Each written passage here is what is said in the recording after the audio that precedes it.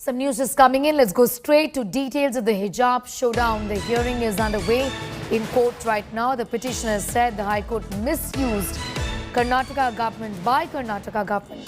Petitioner says Muslim girls forced to remove hijab. Schools forcing children to remove hijab. Petitioner is seeking clarity on the order of the Karnataka government. Nolan Pinto is getting us more details on that story. The hearing once again has resumed. Take us through the details, Nolan, of what is being said in court right now by the petitioners. Well, Sneha, in fact, the Karnataka High Court has resumed hearing, and initially itself, you have the senior advocate who actually came out with a request, in fact, yesterday, Advocate Mohammed Tahir. He says that the order passed by the court is misused by the state. In fact, he was the one, on behalf of the petitioners, requested the court to actually postpone the hearing till after the elections that are taking place now across India. He says Muslim girls are forced to remove their hijab, and he gives an example. Says in Gulbarga or Kalburgi, government officials went to an Urdu school and forced the teachers and the students to remove their hijab. He also goes on to add that the order is getting misused by the authorities. I have presented the media reports. Now, this is when the Karnataka High Court says we will ask the respondents to get instructions on this, and the Advocate General says that the affidavit is vague.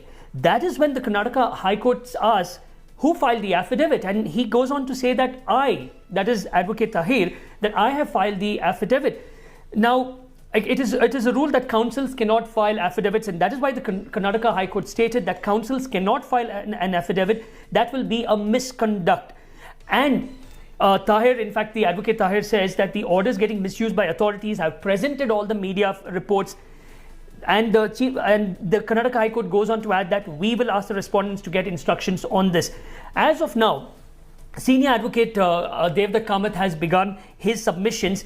He actually sought to make a clarification regarding what really happened yesterday. Towards the end, Sneha, there was an issue with public order, the translation in the Kannada word and how it was translated over here. So basically, they have been discussing on that.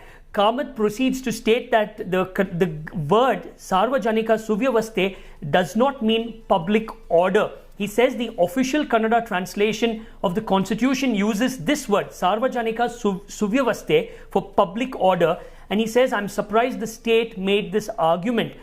Now, the Karnataka High Court then goes on to ask him, saying that the words in the government order cannot be read like words in a statute. So this argument goes on. Finally, he says that the word, in fact, he clarifies that the state has used the word in the constitution. The word has to be given the same meaning. Public order, as per constitution in Kannada, is Sarvajanika Suvyavaste. Interestingly, this is used nine times in the constitution. So he says he rests. He does not want to argue much more on this. So basically, this is what's happening as of now.